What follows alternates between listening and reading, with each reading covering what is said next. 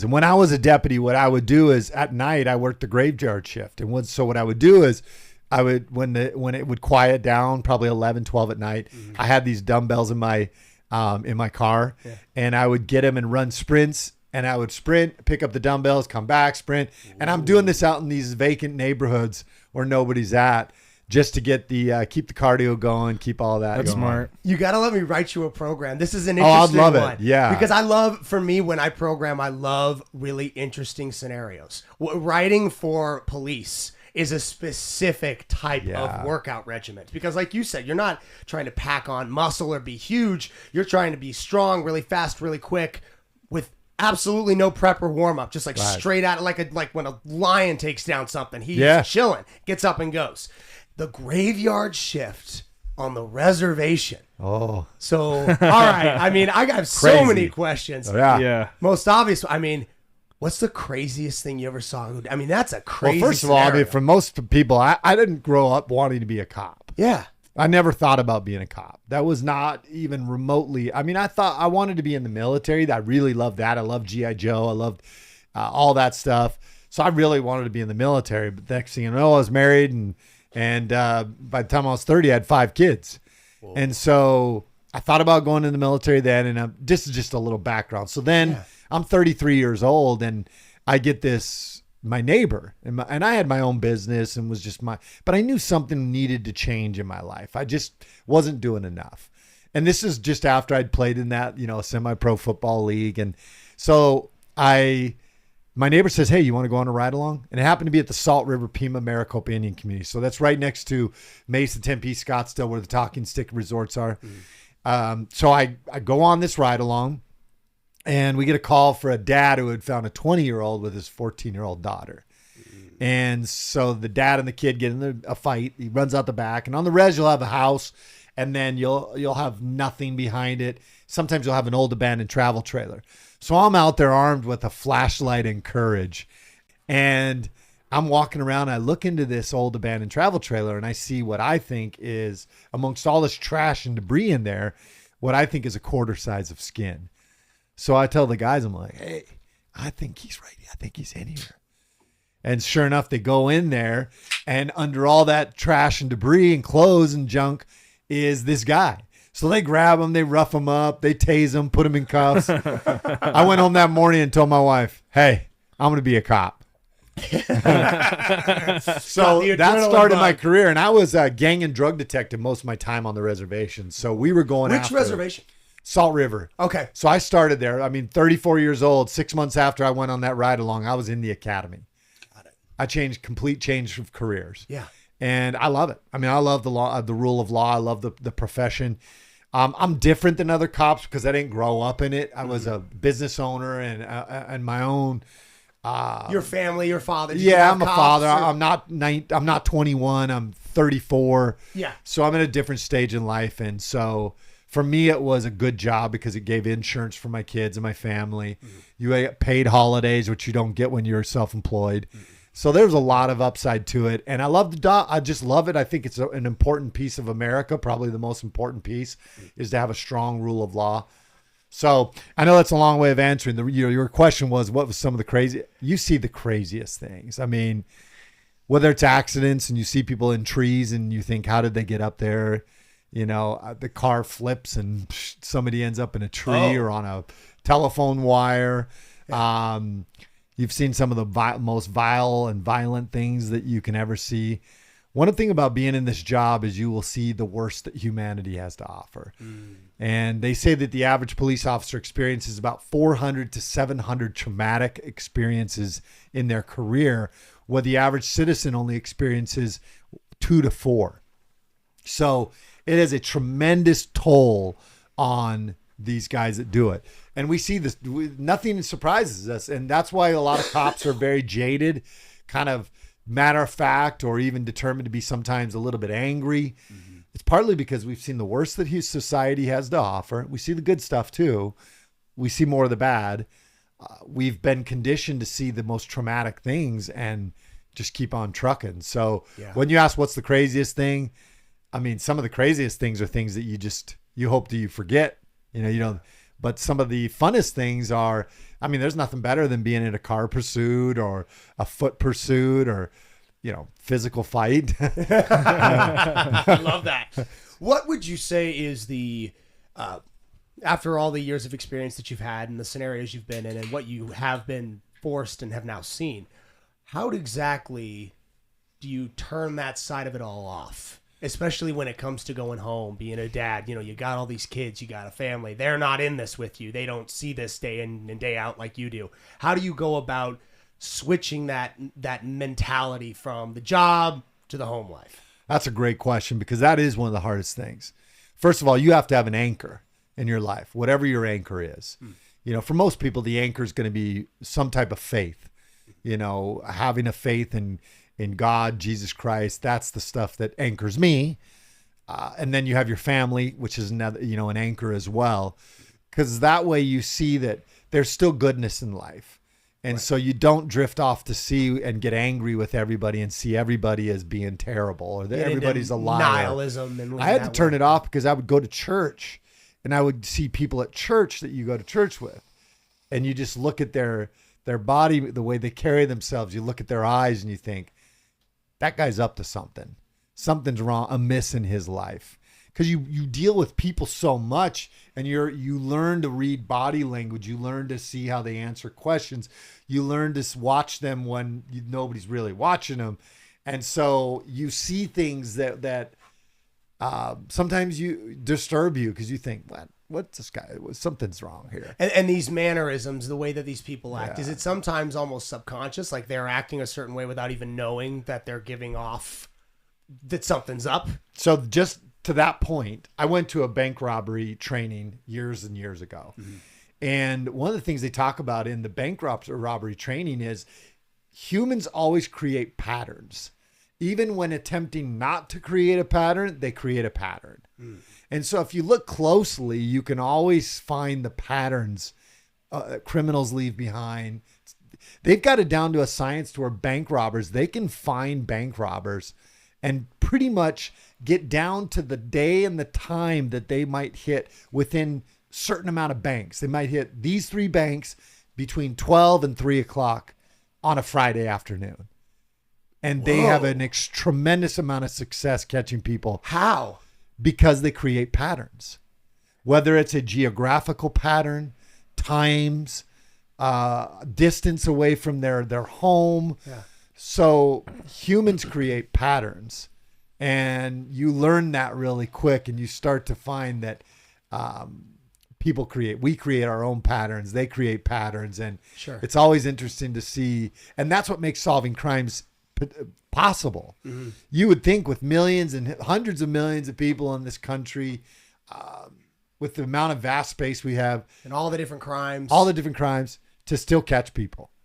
But it's creating patterns with geographical patterns, using technology, creating patterns with technology. All these things really kind of help you crack cases. It's absolutely mind-blowing, first of all, that people still rob banks. High percentage of success. How exactly does that, I mean, again, speaking from the standpoint of the civilian population not entrenched in this world, we see a movie like The Town. That's probably the only, close proximity we ever have to professional bank robbers. How exactly do these guys ever get away with robbing? I mean, with everything, like you said, all the surveillance, all the technology, everything out there, how do you rob a bank, let's just say, more than once? How could you get away with it? Well, I don't think I should be telling people on giving away the secrets. But the idea is, the way society has gotten is banks, stores, the policies of these places have been to not engage. Just to give them the money. So what banks have done is they've reduced their vulnerability. So smaller amounts of cash available. Oh, I see. So even if somebody does rob a bank, and the banks are insured too, and ultimately when you rob a bank, the insurance companies insure those. The insurance companies become victims of it, essentially. Yeah. If somebody were to come in here and steal all the stuff out of your place, you would be the victim. And then you could file charges, but eventually the insurance company is likely going to cut you a check. Sure. The insurance companies also become the victim at that point. Right. And a lot of insurance companies say, hey, look, we're not going to we're not going to go through with the prosecution because the legal aspect of it and all the other aspect of it. Where bank robbers get caught is it's because they do it over and over again. Right. They do a hit or even robbing a store, and then they start thinking they can continue to get away with it, and so they keep doing it. Yeah. We are not what we do, but we are what we continue to do and get good at. Yeah. I think that was Denzel Washington said something along those lines. Switching gears. It seems like today, because again, I didn't know any of your backstory and it seems like today everything that you're involved with has to do with, first off, Arizona, being an Arizona resident. This was one of the number one reasons why I wanted to get you in here, because this is very personal and hits home for me. I'm 34 years old. I'm here. I'd say I'm just old enough to remember when things weren't the way that they are now. Like it was not, we've always had a problem with the southern border. There's always been that sort of looming element in our lives. But what have you seen happen during your time as sheriff, specifically with the southern border, with Mexico, with that entire situation? At an even higher level, what I've seen is the undermining of the rule of law. This started many, many years ago. The border's always been a problem, but what you saw was an undermining of the rule of law. Really started eroding away at it. A lot of that had to do with video cameras, cell phone cameras. They would take snippets of it, and they would set the narrative on police and turn the society on police. If you're going to change a country, that's one of the things you have to do is really undermine some of the strengths of it. And I go back to what I said in the beginning is the rule of law is one of the strengths of America. So you've got to start eroding the rule of law, make chaos, create confusion, create a lot of diversions. And so one of the best ways you can do that is by opening this southern border. You basically are saying we're not going to hold you accountable for breaking the law. The first thing they say to these people, we're not going to hold you accountable for breaking the law. And on a political level, you have people saying they want to fundamentally transform America. And even most recently, you wanted to reinvent America. So when you reinvent it, what you do is you flood this country with people that are unknown quantities. They haven't been vetted. And the way it's changed, for anybody out there listening, they'll say, wow, this has always been a problem. They're right.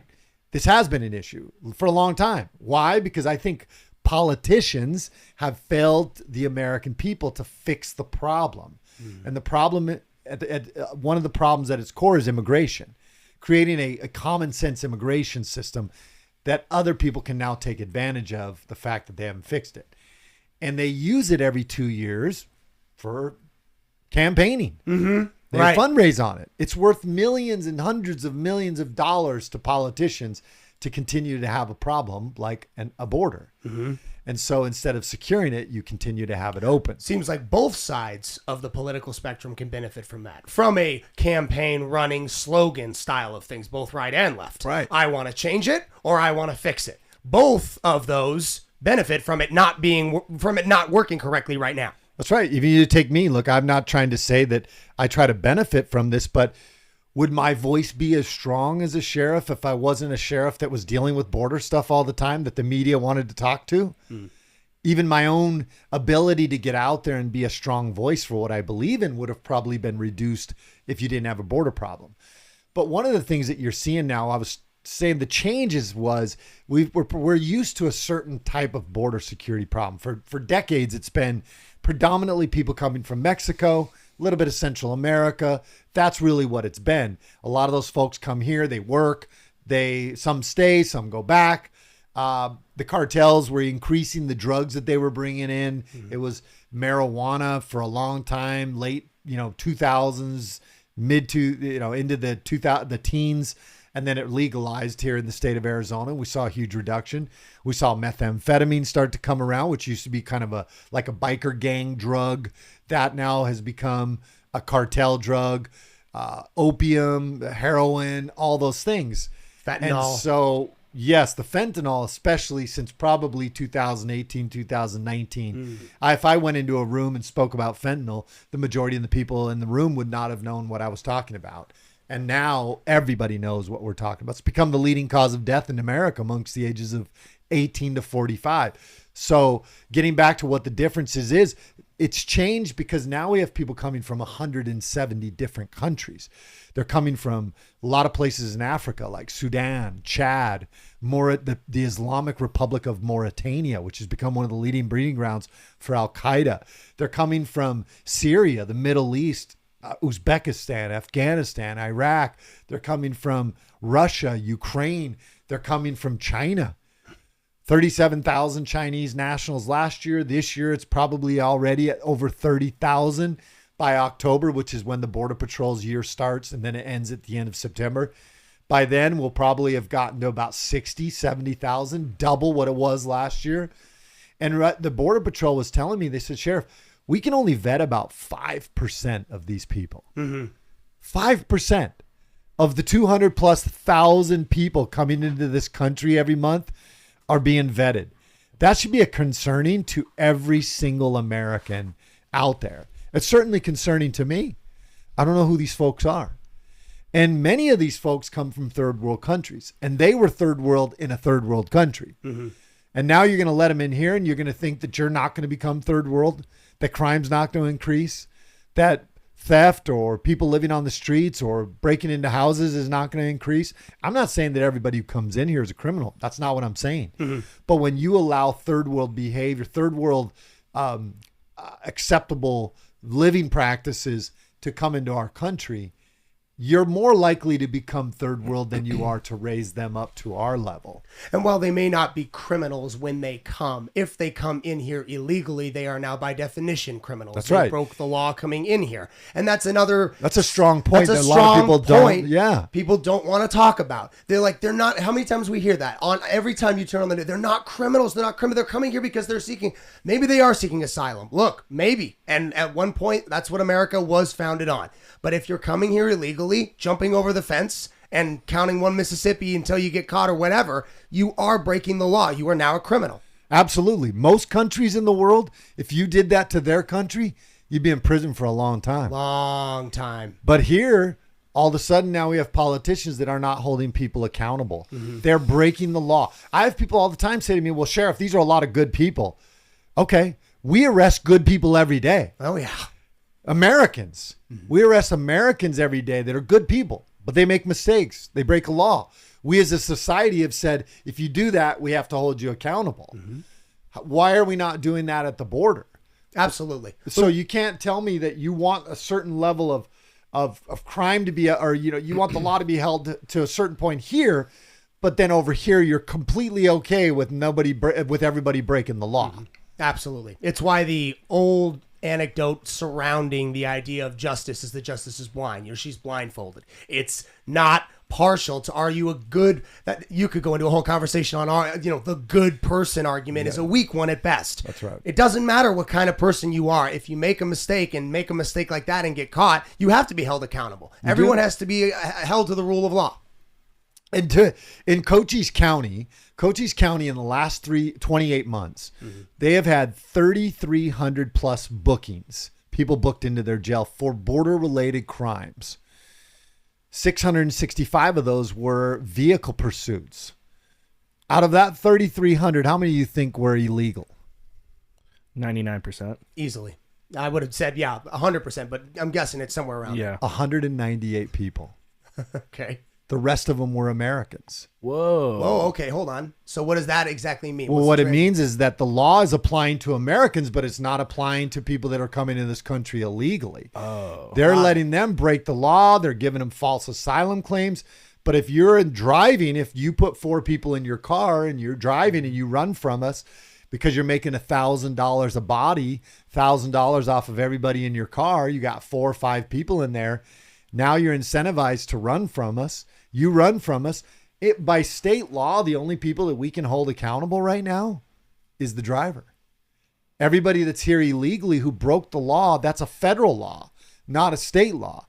Now, our state legislators are trying to pass a law that would change that, like Texas has done, and make it part of our Constitution, which says it's illegal to be, that it's a crime to be in Arizona if you're illegal. Yeah. By definition. And that's really going to relate to the people that are crossing. It's not like they're going to be doing raids everywhere. That's the big fallacy of it. This is so that when people cross over and they break the law, that we can immediately hold them accountable. What even at happens the right state now? level. Because that's another question I had. If that So if isn't Border the Patrol case, doesn't take them, you have to release them into the community. release them just Yeah. into the state of Arizona. Just let them Yeah. go. If Border Patrol won't come get them, you have to release them.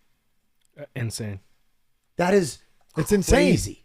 It's a broken system. Yeah. And Americans are being held accountable.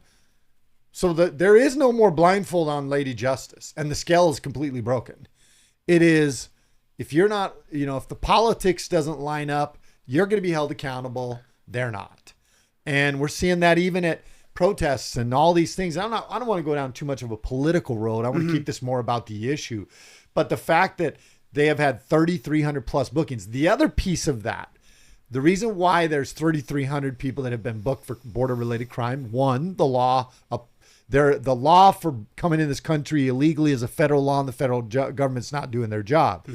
The second piece of that is that it should be alarming to Americans that the cartels, these transnational criminal organizations, are actually recruiting Americans.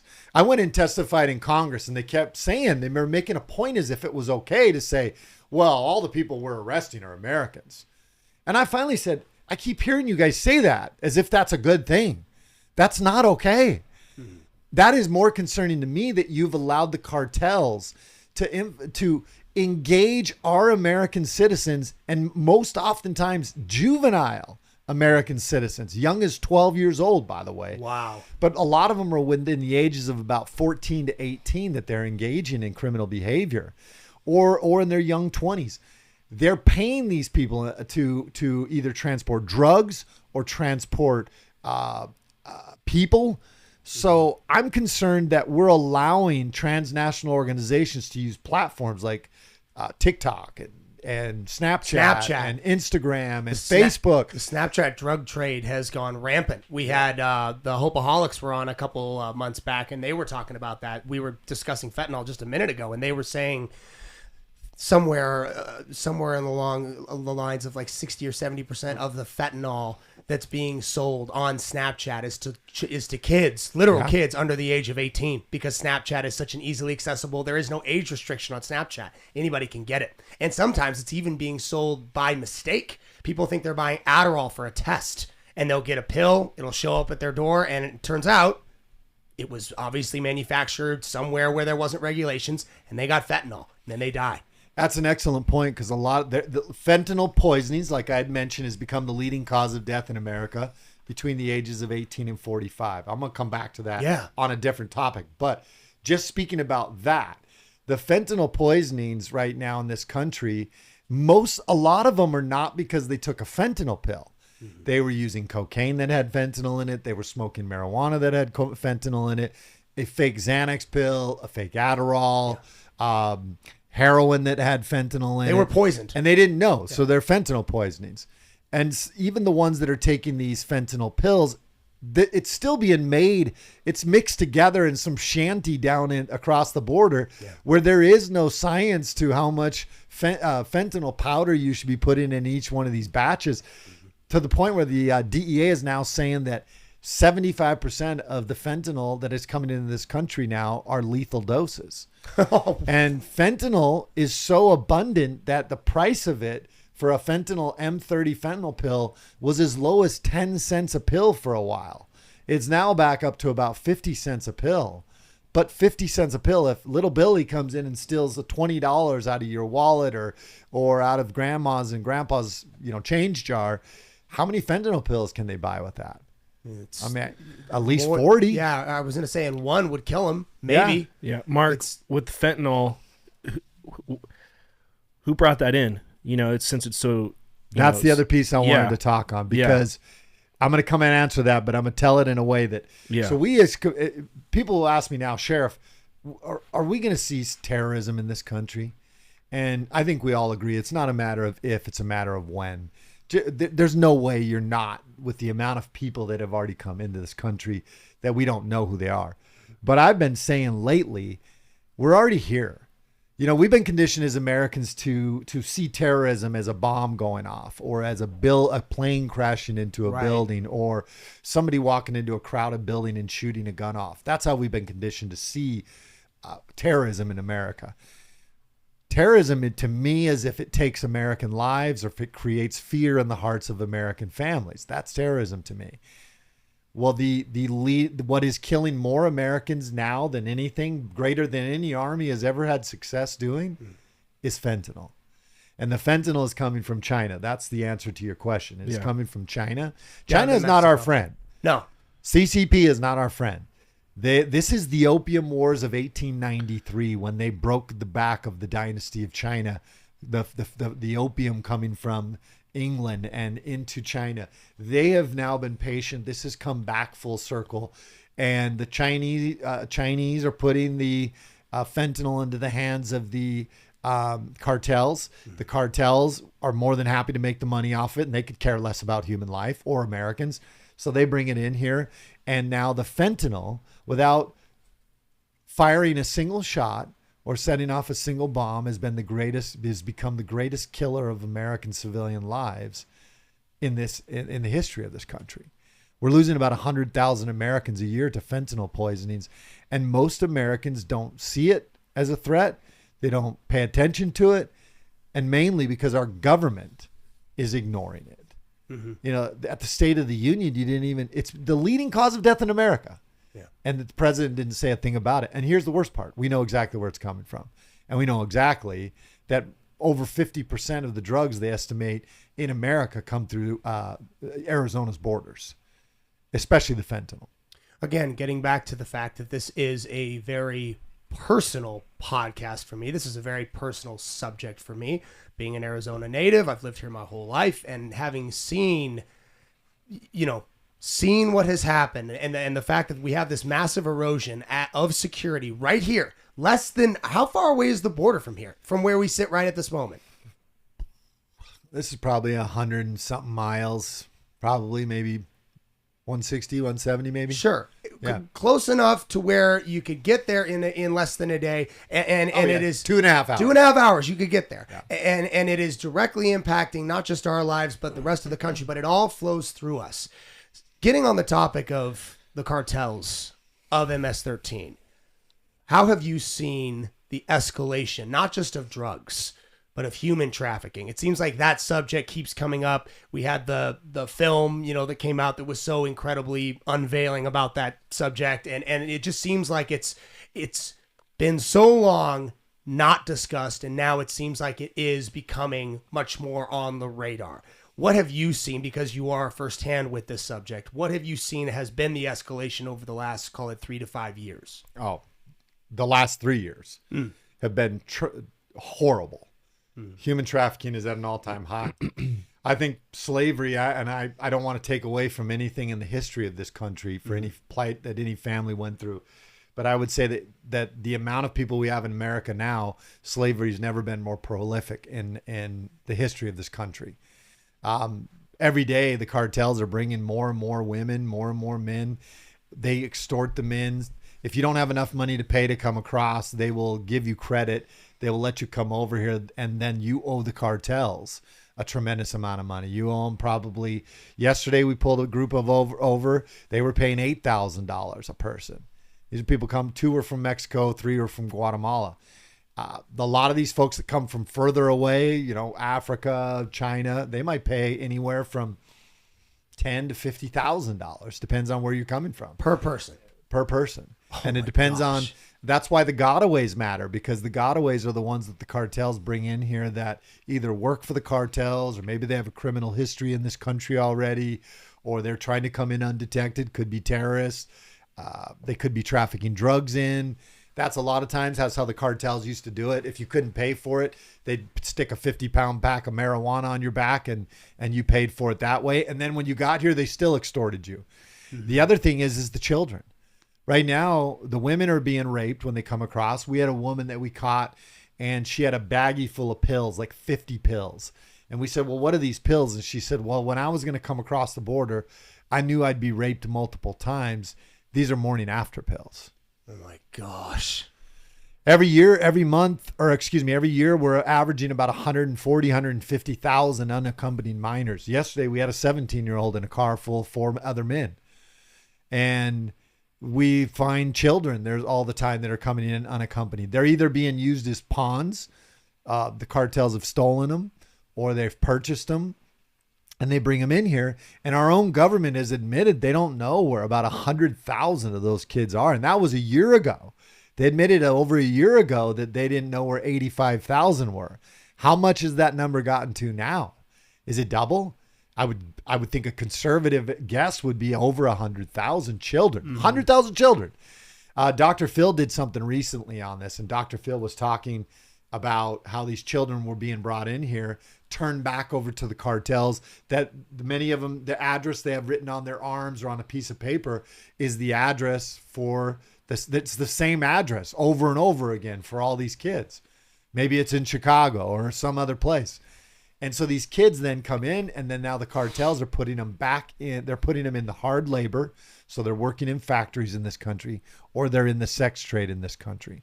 So he goes on The View. I don't want any of your listeners to think, oh, Sheriff Lamb watches The View. I don't. I would never waste a second watching it. It was on social media, and I saw this part. But it was Dr. Phil talking to him, telling him this, telling him, look, these kids are being trafficked, and now they're in the sex trade or the labor trade. And one of the hosts, and this is the problem where we're at in America, when you allow your political views or political ideology to trump humanity. She says, well, is it some of them? Is it all of them, or just some of them? If it's one of them, that's too much. But that's how they view things. Is it all of them, or is it just some of them? Is this something we can live with or not? That's how they view things. And it's despicable. We as a country, this is not us. This is not America. We don't do this. We don't allow women to be raped like this. We don't allow children to be used as pawns. But frankly, this administration does. This administration has done nothing. And then you have a tremendous amount of tax dollars going to NGOs, non-governmental organizations.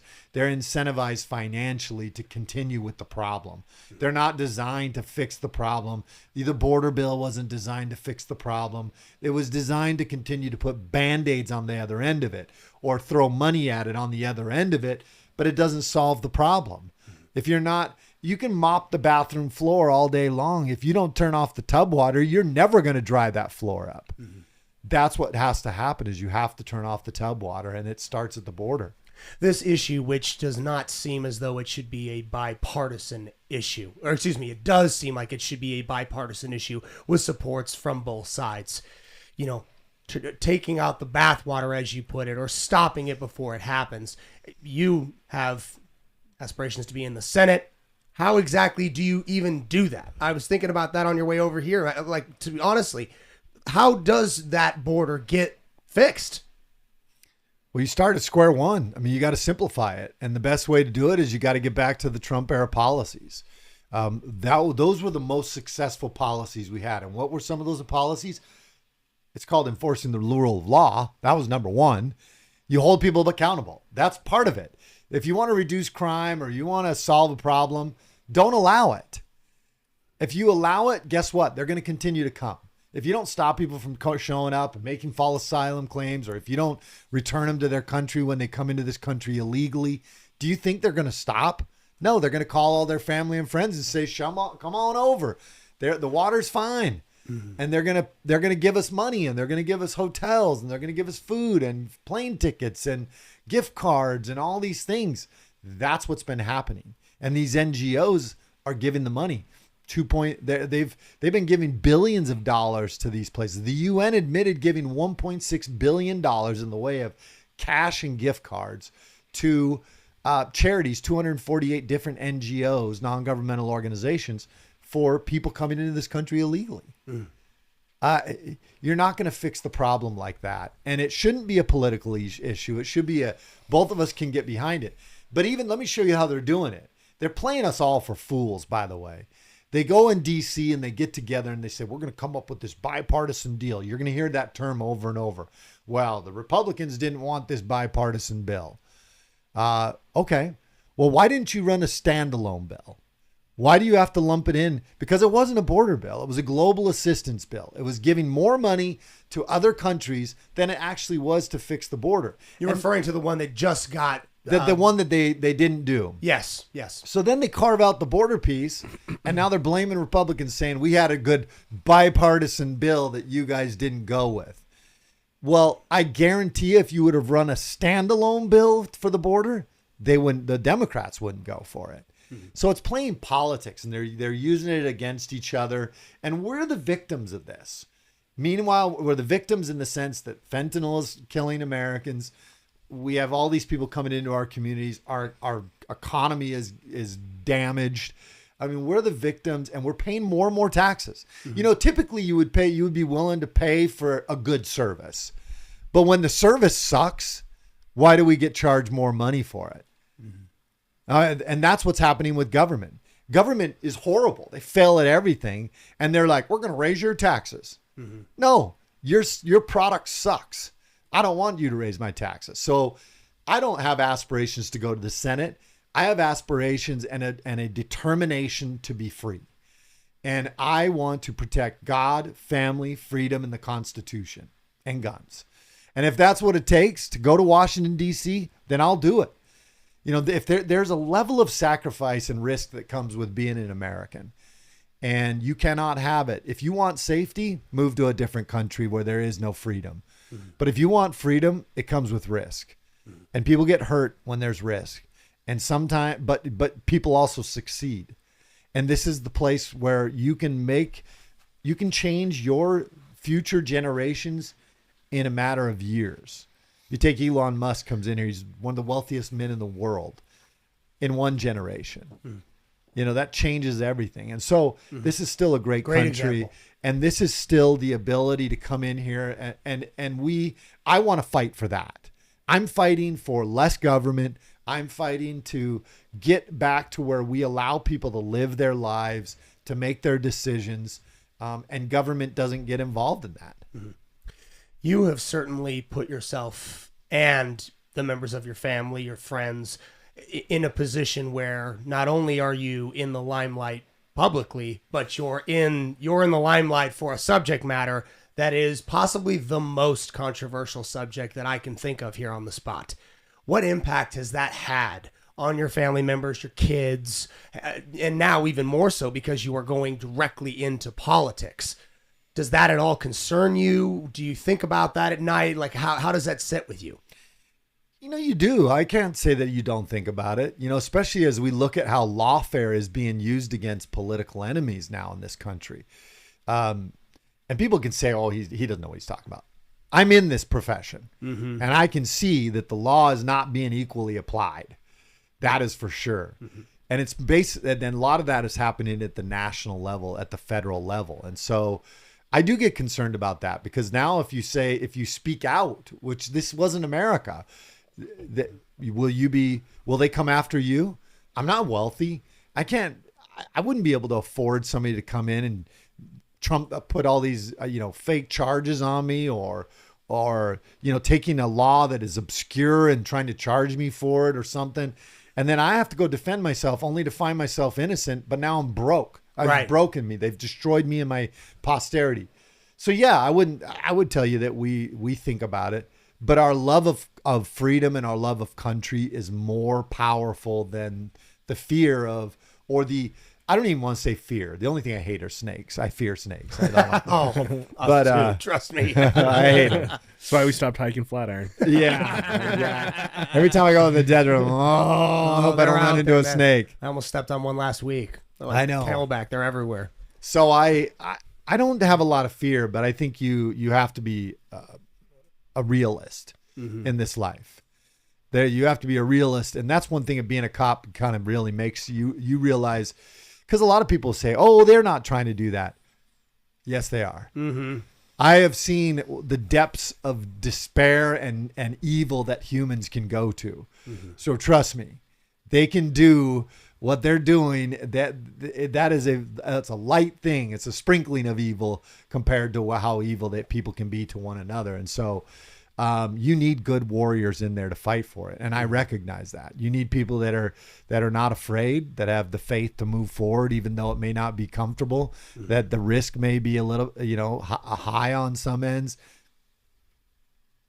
I'm willing to do it. Yeah. I remember a time when I was much younger where I don't remember who, maybe my father was talking about the fact that in certain parts of Russia, you can be arrested or you can have your business taken away. You can lose your freedom based on what you say or what you think. And I remember the conversation because I remember he said just how crazy that would be to live in a world where, you don't have the freedom that we have here.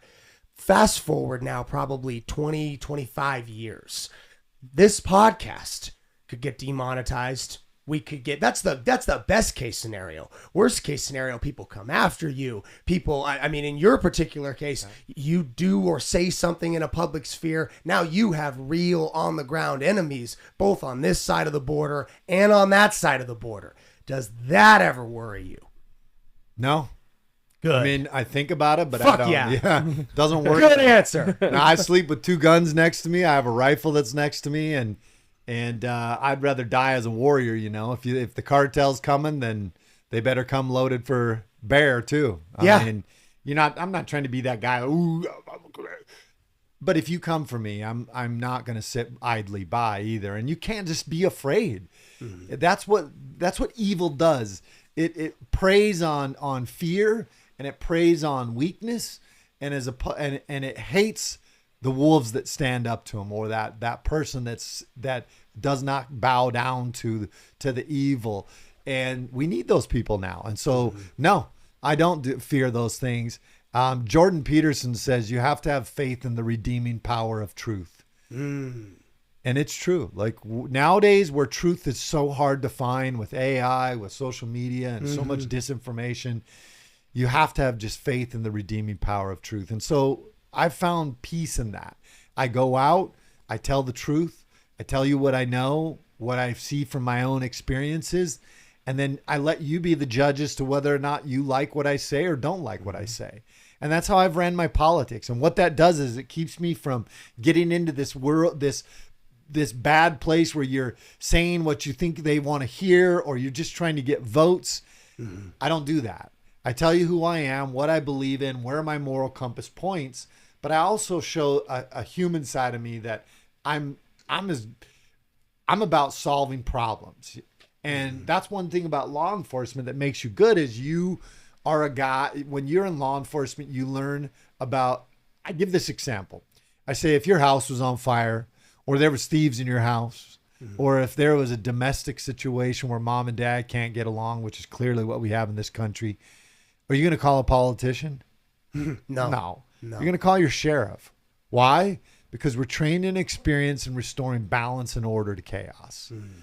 If there is a chaotic scene, you call us, and within minutes, we are expected to begin to restore balance and order. And what doesn't matter when we do that, politics, race, religion, skin color, social ideologies, none of that matters. What matters is solving the problem. Are we going to stand there and allow things to get out of hand? No. We don't compromise with evil. But what we do is say, how do we fix this situation? What's who needs to be held accountable? Who's responsible? What's the evidence? Those are the things that we look at. And so I think we need that in America. We need some well-tempered, thought-out people who are experienced in restoring that balance and order, because that's what we need in this country. Absolutely. Another thing Jordan Peterson said was the importance of men who understand and respect violence. Not men who are violent, but men who are capable of violence. It's one of my favorite discussions I ever heard from him. And that's something that I think especially directly related to your position, both professionally and again, as you go into politics, you're going to have to keep that side of you very much alive. Yep. Because like you just said, you're not going into a space with friends. You're going into a space with people who are going to use everyone. And just like you are so proficient at your job, you're going in to discuss topics with people who are masters of manipulations, just like the rattlesnakes on the mountain. They know how to get you when you're not looking. And they are snakes. They are snakes. Oh man, it's very sometimes it's very hard, at least it has been for me, to find the balance with personal life and political life, because I've seen it go both ways. I've seen a version of myself that was too entrenched in the news and too obsessed over where my tax dollars were going. How bad is this situation? You know, and it gets to the point where I find it difficult to be happy or to be content. But you also don't want to be ignorant, and you also don't want to be uninformed about things that are happening in real time. How do you deal with that issue? Because that's your job. You've got to be informed. Well, first of all, I understand that's their design. So I don't fall into it as easily because I understand, hey, this is what they're trying to do. They're trying to create division. They're trying to create chaos. That's the purpose of government. So they can later come in and say, we'll fix your problem. That's the whole design of it. Sad, isn't it? Yes. Why would most politicians want to illustrate, hey, we got a lot of problems. Let me come fix it for you. You know, and so I realize that I've done a little bit of that today, but I'm not actually, this is something I felt compelled to do. And, you know, you talked about strength, and Jordan Peterson talks about meekness, you know, and there's an old saying, don't mistake meekness for weakness. But meekness, what Jordan Peterson said, is not, it's having a sword and knowing how to use it, but keeping it sheathed until you need it. And you need people that, and you've seen it, when you have a well-tempered warrior who knows what he's capable of, they're usually very easy to get along with, very nice, but they're the last persons you want against you. You don't want them as enemies. And we need people that have the courage, you know, that are going to stand up to do it, that have the meekness, but also know how to have a sword and know how to use it. I always explain to people that what's happening in society, you articulated it very well, that you wake up, you get on your phone or you look at the TV and immediately you're angry, you know, you're frustrated with all the crap going on. Even with the stuff that agrees with my viewpoints. Yes. Someone sends me something about, hey, guess how many of your tax dollars went to the Ukraine this year? It still ticks you off. It makes me mad. I'm furious. And so that's by design. Yeah. And do you know what a flashbang is? As far as so a flashbang for all the listeners a out grenade, there. It's like a grenade, concussion grenade, but there's no shrapnel. And so usually when we're serving search warrants or going into a room, military will use it when they're clearing a building. You take it, you pop the pin, you throw it in there, boom! It's a loud noise, a bright light, and percussion. So it's designed to take away your hearing, your vision, and it's designed to discombobulate you. So we can come in and take control of you. We have all been flashbanged. And if you don't get your crap together real quick and get our wits about us, we're going to be in big trouble. And so don't let yourself get all angry about it. And the way I live with it is I can't control it. You know, I know you guys, most people know, I have a thing I say to the kids all the time. I say 3 things, but the third one I always say is surrender the outcome. Most people who are angry or unhappy or frustrated or feel depressed in this world, or because you're trying to control an outcome of which you have no control over. You know, we learned this firsthand as a family. I've been a police officer for a long time. I carry a gun and a badge. I pull people over for DUI. That didn't stop a DUI hitting and killing my 22-year-old son, my 11-month-old granddaughter, and my daughter-in-law. Now I can sit and it rocked our world. And I can sit in the corner and cry and not get out of bed, which is part of grief. And anybody who's lost anybody, that's part of it. Or I can say to myself, get up and move forward. And that's really what we did, because what we said was, let's surrender the outcome. We couldn't control what happened. Despite the fact that I have a gun and I pull people over and I have a badge, I could not stop what happened. But what I could do was I could deal with my own attitude and my work output. And I learned to control what I can. I have my sheriff's office. I can control a lot of what happens there. I have my county to a certain extent. We can control that. But more than anything, for the average person listening, you have your own personal life, your family life, your relationship.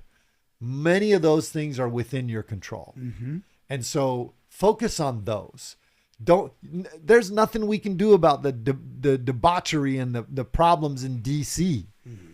or with the president. There's nothing we can do. We can vote in July and we can vote again in November. And after that, guess what we can do about it? Not much. No. So why let yourself get worked up into a lather over something that we can't do anyway? Don't get me wrong. I still get irritated. Yeah. And I get angry sometimes. But I found that if I learn to just tell myself, surrender the outcome, do what I can do. Don't let it get me off my game. Don't let it get me unfocused to where I make mistakes in my game plan. Stay focused. Stay hyper focused on my mental state and my work output. And that's what I do.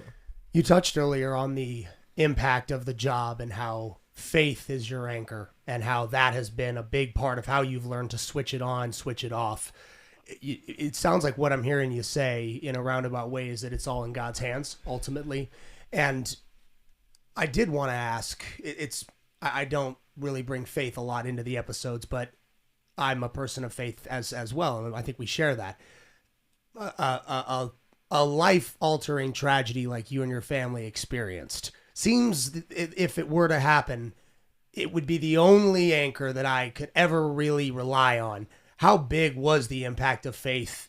No, most people will never experience a tragedy like what you and your family went through. How big was faith getting through that? Huge. It was everything. Faith and family and the prayers of so many other people. The faith of so many other people, we could feel it. We could feel that kind of carrying us through. I know it sounds corny, but we really could. I was feeling this devoid of anger. I wasn't angry. I felt I was at peace. I was grief stricken, but I was somewhat had a level of peace with, I know where they go because I have faith and I have a belief in God and I have a belief in an afterlife. And so those are the things that really carried us through. We looked at things like, well, we didn't have a lot of time with our granddaughter. We were grateful for the time we did have. We also looked at it like, what family gets to go together?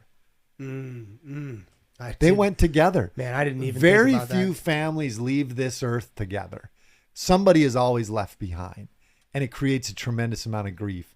We were left behind, but their family, that my son, his fiance, All three and so the young. daughter, they all went together.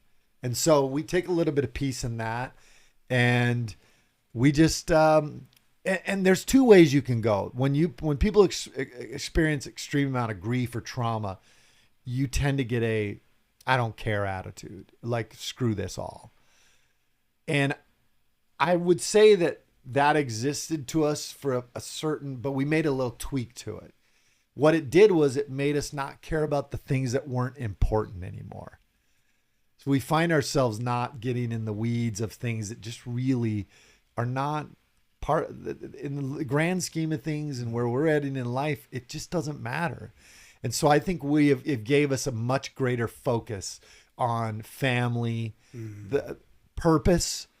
I think that's truly what probably pushed me over the top for running for Senate. It was because it made me realize this life is about what's your purpose? What are you going to do about it? And developing yourself into the greatest person you can be. I think that's part of it.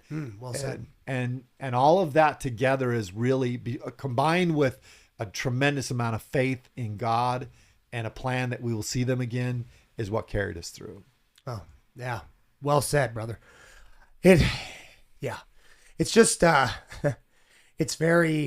it's impressive everything you've done in and outside of that. And I've followed your stuff, your story, you professionally long before that tragedy hit you. And I remember when it did too, because it was right up the road from here, wasn't it? Yeah. Like where we're at right now. Wrecker and Elliott. We are off Wrecker and Elliott right here as we sit. And I remember when that happened, and the first thing that popped into my head was, well, I hope his faith is real. I know that on social media you'd always presented it, but you never know. You never know until you really meet somebody.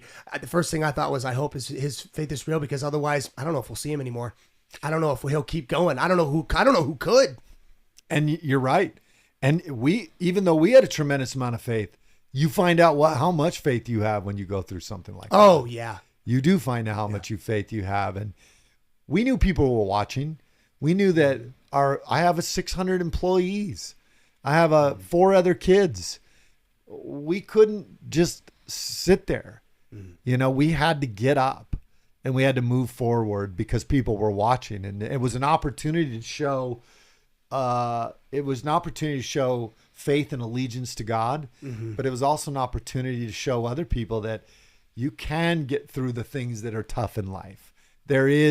He doesn't abandon you. That's when he's carrying you the most. That's when he's with you the most, is through those things. And if you can really hone in that vision, most of the time something great is on the other side of it. And he's testing to see if you've got the wherewithal and the fortitude to push beyond that next level, to keep getting up to the next level. And so we looked at it and saw it for what it was, and we processed our grief, and we continue to still do it. We pulled a guy over yesterday that had 3 illegals in the back of his car. Saw that. 2 in the trunk. Yeah. Was it on there today? Yeah, it was on there today. Yeah, so, I saw it. The kid, the driver, I walk out and I walk up to where he's standing now outside of the car, and man, it was like my son. He had the same black pants that my son would have worn, no shoes on, with black socks like my son would have had on, a black shirt. This one said Tupac. I don't know if my son would have had a Tupac shirt, but he would have had some other shirt on. Skinny kid, just everything about him. And I had to kind of regather myself real quick again. It struck you. It struck me. I thought, this is like my son, but I had a job to do, so you kind of have to pull yourself back out of it. But it's always there. It's like a frequency in the background for anybody out there who's gone through extreme grief. It's like a frequency in the background. It's never gone. Sometimes it spikes and you can hear it louder than other times, but it's always there. It's a slight hum. And I think in a way it reminds you that it wasn't a dream, that they were real, that they were a part of you, and that again, haven't gone through something like this, but I don't imagine that will ever go away. It will probably be with you for the rest of your life. And if that's something you have to carry with you to remember them, then that's how you honor them, brother. Yeah. I mean, that's part of this life. We're all going to go through something like that at some point. And I think that's important to remember, that, there may be a certain melancholy to you that is sort of the new normal. And I think that's by design. I think God made us that way. Yeah. And that's, my thoughts and prayers still with you, man, and everything. And I appreciate you coming on and making the time. This was a really, really cool talk. I'm grateful to have you. And to your point on that, I just, I think about this gym you have, which is awesome, by the way. This whole place is really cool. But, the only way you get stronger, the only way you can pick up heavier weights is pushing through pain and pushing through exercising the things that they hurt. And when you get over it and when you push through it, you get stronger. It's no different than the physical stuff we put ourselves through. It's the same for the emotional and the spiritual stuff. The more we are in positions which is why we always say in SWAT, you will not rise to the occasion. You will only rise to the highest level of your training.